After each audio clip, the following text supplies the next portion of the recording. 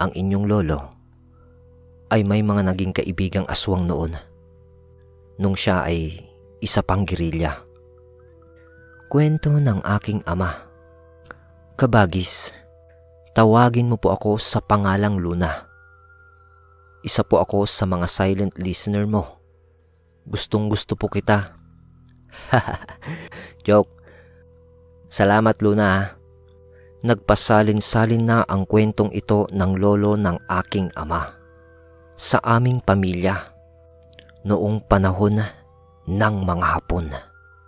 Hindi naman eksaktong taon to kabagis ng kwento. Pero ipagpalagay na lang natin na 1945. Kasi ikalawang digmaan eh. Mga kabagis, umpisahan ng paganahin ang ating mga imahinasyon. Binata pa noon ang lolo ng aking ama sa mga panahong ito. Tawagin na lang natin siya sa pangalang Alejandro. Sa kwento ng aking lolo, 3 silang magkakapatid. 2 lalaki, 1 babae. Pinakapanganay nila itong babae. Tapos ang sumunod na doon ay si Lolo Alejandro at sunod naman sa kanya si Lolo Alipio. Sa kasamaang palad ay isa ang ate nila na nadakip ng mga Hapon at nakaranas ng pang-aabuso ng mga panahong ito. Hanggang sa nalaman na lang ng magkapatid na namatay na ang kanilang ate dahil nga sa mga banyaga. Maaga rin kasing naulila itong 3 ng kanilang mga magulang. Kaya't sa makatuwid ay si Lolo Alejandro at Alipio na lang ang natitira noon na magkasangga. Sa parting Visayas, nang sumali ang 2 magkapatid bilang isang gerilya para sa kahit na maliit na paraan ay makaganti man lang sila sa mga Hapon at makatulong na rin sa samahan na nagnanais na paalisin na dito sa Pinas ang mga Hapon. Malaki ang galit ng magkapatid sa mga to, si Lolo Alejandro at Lolo Alipio, dahil bukod sa nangyari sa kanilang panganay na kapatid, nasaksihan talaga nila ang kalupitan ng mga sundalong Hapon. Ayon pa kay Lolo, karamihan naman ng mga bahay sa mga panahong yon ay mga kubo. Pero yung datar o papag sa kubo, yung mismong pinakasahig, ay hindi nila pinapako yung mga ilan sa mga bahagi nun. Para pagpaparating na ang mga Hapon, ay mabilis nila yung tanggalin o hawiin, lalo na paggabi. Kasi dun sila sa silong ng kubo mismo dumadaan para makatakas o makatakbo. Kasi nga daw, pag naabutan ka ng mga sundalong Hapon sa iyong kubo, swerte na lang kung wala kayong dalaga sa pamilya. Dahil tiyak, gagahasain yun ng mga sundalo. At kung may batang paslit naman kayo sa bahay, ito yung brutal. Dahil nasaksihan nila Lolo na inihahagis nila yon sa taas. Pagkatapos, pagbaba nung katawan nung bata na nakahiga, ay nakaabang na yung bayoneta sa kanilang baril para tuhugin yung katawan nung bata sa pagbaba nito. Yung bayoneta pala, yung nakalagay na patalim o sabihin na nating kutsilyo para sa ating mga Pinoy. Nakalagay yun sa dulo ng baril ng mga Hapon na nagsisilbing kanila ring armas para sa malapitang laban. May ilang paraan din naman daw ang ibang dalaga noon para hindi sila mapansin na dalaga. Ang ginagawa nila ay naglalagay sila ng pulbos na puti o apog sa kanilang mga buhok upang magmukha silang matanda. Puti na ang buhok eh. Ubanin na kumbaga. Tapos nagtatalukbong na lang sila para di masyadong kita ang mga mukha nito, upang hindi na rin sila pag-intrisan ng mga sundalo. Pero kahit paman na ganon, meron at meron pa rin nadadali ang mga to. Kaya naman, minabuti na lang na sumali ng magkapatid sa kilusan. Bantay gubat ang isa pa raw nila na tawag sa samahan nila noon. Dahil madalas na nagtatago noon sina lolo sa kabundukan o kagubatan.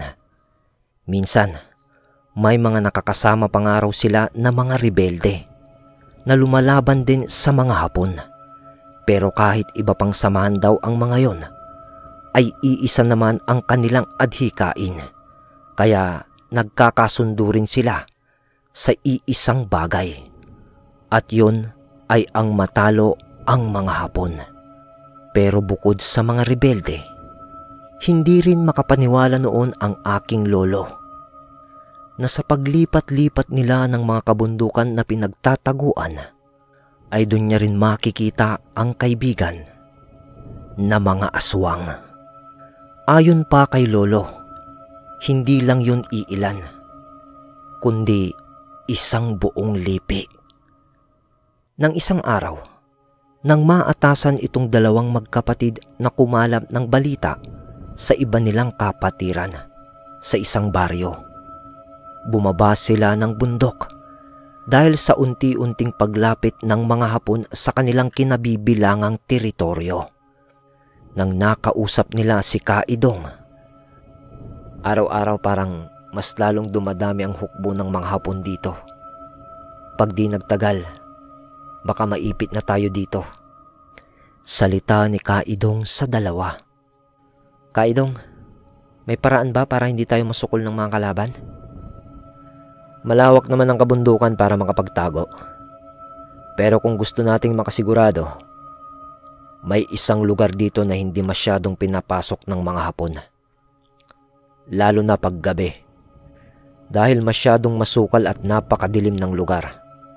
At nung mga sumunod nga na araw, ay lumakad itong si Idong at ilan pa sa kapatiran, kasama yung magkapatid. Tinungo nila ang isang lugar na sinasabi ni Kaidong upang magtago laban sa mga hukbong banyaga. Nang marating nila ang isang bundok na may makitid na daan sa gilid nito na papaakyat, akala nga nung magkapatid nun, ayun na mismo yung sinasabi ni Kaidong. Pero hindi pala, dahil kailangan nilang bagtasin yung makitid na daan sa gilid ng bundok upang marating nila yung lugar na sinasabi ni Kaidong na siyang magsisilbing kublian nila ng pansamantala. Hapon na nung linakad nila ang daanan na yun. Ayon pa kay lolo, napakatarik ng daanan na yun na kung magkakamali ka ng iyong hakbang, isa lang ang kahihinatnan mo. Walang iba kundi mahulog sa bangin at mamatay. Nang nalagpasan nila yung makitid na daan, ay may pababa pa pala na kanilang lalakarin. Kaya palubog na ang araw nung marating nila ang isang parang maliit na baryo sa gubat na yon. Nang makita ni Lolo at ni Alipio ang kubo, halos pare-parehas yun ng laki at parang abandonado. Wala kasing makita si Lolo na istambay sa labas ng mga bahay. Tapos, puro sarado pa yung mga bintana, pati yung mga pintuan. Hindi pa naman kasi madilim nun eh. Kaidong, asan ang mga sinasabi mong mga kasama natin dito?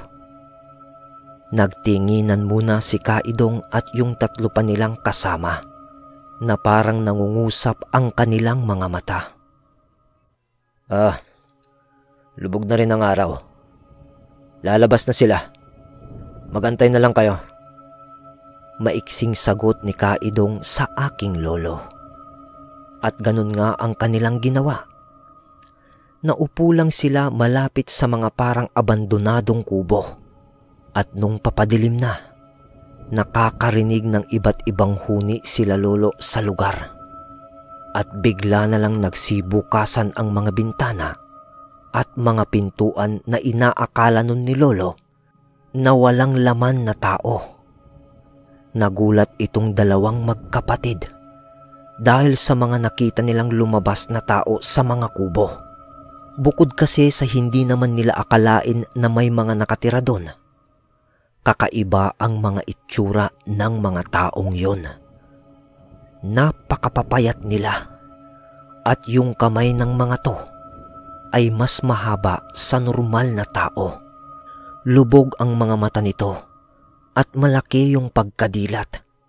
Hindi nga daw kumukurap ang mga yon, ayon kay Lolo.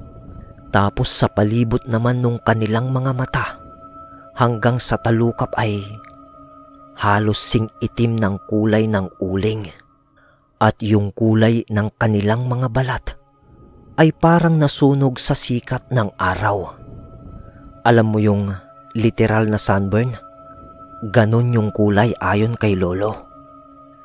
Nang lumapit itong isa na parang siyang namumuno sa kung anong tribo ang mga yon kay Kaidong upang makipag-usap. Nung una, ang tingin kasi ni Lolo sa mga yon ay tribo. Kasi nga, iisa ang hugis ng muka ng mga yon at para bang mga makalumang tao. Hahayaan namin kayo sa inyong pakiusap na manatili dito, Idong. Pero ang kapalit nun ay walang makakaalam ng sikreto ng aming pinagtitirahan. Ipagpalagay mo na lang na ngayong panahon ng digmaan, iisa ang ating kalaban. Pero sa paglipas ng panahon, kung tayo man ay makaligtas sa kaguluhan na ito, gusto kong malaman mo, Idong, nakaaway niyo pa rin kami sa ibang bagay. Alam mo na siguro ang ibig kong sabihin. Makakaasa ka, kaibigan. Kami ng aking mga kasamahan ay tinitiyak na walang makakaalam ng inyong lugar. Tama ba, mga kasama? Salita ni Idong kina Lolo. Kahit na hindi naman masyadong naintindihan nila Lolo kung ano yung pinag-usapan nung dalawa, ay napa-oo na lang sila dahil sa mabagsik na tingin nung lalaki. At sa pag-oo nila, tinignan din lang sila nito ng masama. Meron na dong sinangag na bigas na aking hinanda para sa inyo. Pwede na kayong magpakulo at magkape. Iwan pa na salita nito sabay talikod na rin sa grupo ni Lolo. Para sa mga di nakaranas, yung sinangag na bigas, yun yung literal na lulutuin mo yung bigas sa kawali. Walang mantika ha. Tapos halu-haluin mo lang yon hanggang sa mangitim. Yung tipong sunog na. Pag nagawa mo yon, ay pwede mo nang lagyan ng tubig. Tapos pakuluan mo na. At yun na nga, ang kaping pinakamabango para sa akin. Balik tayo sa kwento. Nang dumaan pa ang 2 linggo na pananatili doon nila Lolo at ng kanyang kapatid, naging kaibigan na nga nila itong si Simeon, yung lalaki na unang nakausap ni Kaidong. Maayos naman ang trato ng lipi nila Simeon sa kanila. Ang hindi lang talaga kaaya-aya daw, sabi ni Lolo sa mga tao doon, ay yung amoy nila. Kasi napakababaho at napakalalansa. At ni minsan, hindi man lang niya nakita ang mga to na naligo sa malapit na ilog sa parting yon ng gubat. Tapos tuwing gabi lang lumalabas ang mga yon para mangaso ng pagkain.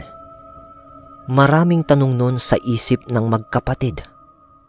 Hanggang sa alam pala nila Kaidong na ang lugar na kanilang pinagtataguan ay baryo ng Aswang.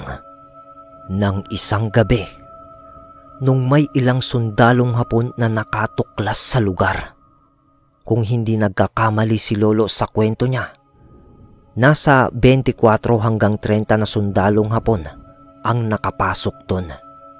Dahil sa mga nakita nilang kubo ay agad na pinasok ng mga yon ang lugar. Ayon kay Lolo, 2 baril lang ang hawak nila, isa kay Kaidong at isa kay Lolo. Kaya kung makikipaglaban sila ng barilan, wala. Baka patay na sila bago pa sila makapatay ng isa sa mga yon. Pero nagbago ang lahat nung nagsalita itong si Simeon. Mga kaibigan, manood na lang kayo sa aming gagawin. Sa pagpasok ng mga yan dito, hindi gulo ang dinala nila para sa amin, kundi pagkain. Salita ni Simeon kina Lolo na nanlilisik ang kanyang mga mata at parang natutuwa pa sa pagdating ng mga banyaga. Nang mga ilang sandali pa ang lumipas, nakapwesto sina Lolo sa bunganga nung maliit na baryo na yon, habang sisipat-sipat sila sa pagdating nung mga hapon. Liwanag ng buwan ang pinakailaw ng mga to ng gabing iyon. Nang hindi pa man nakakalapit itong grupo, may mga naririnig na sila Lolo na mga angil at sigaw ng mga yon.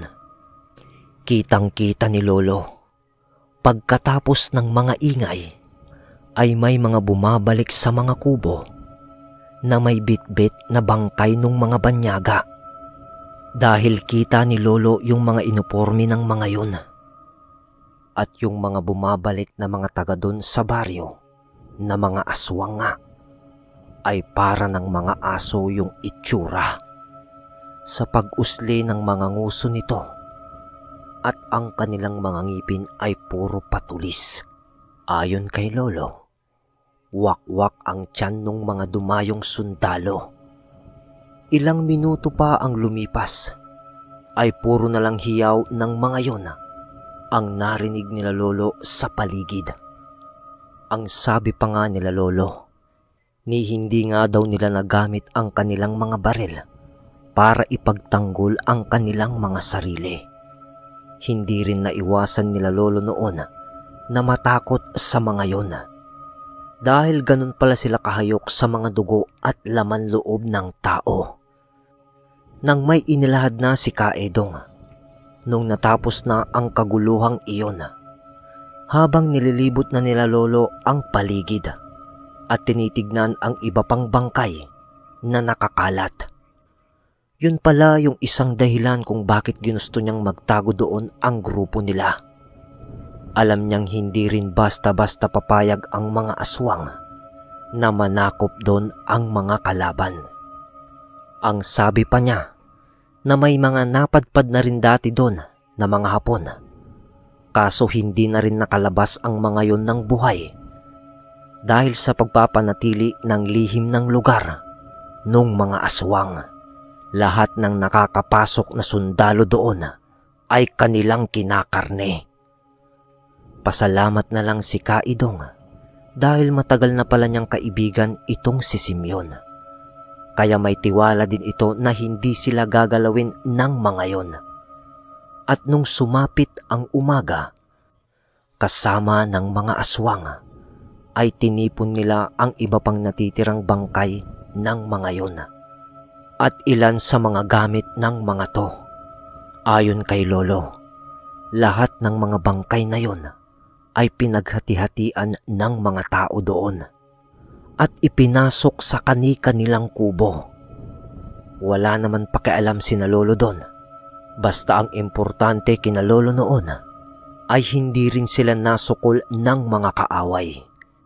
Nagtagal pa ng mga ilang araw sina Lolo sa lugar na yon. Pero nung nabalitaan nilang lumuwag na ang ilan sa mga parte ng probinsya, ay tuluyan na rin silang lumabas sa kanilang pinaglulunggaan.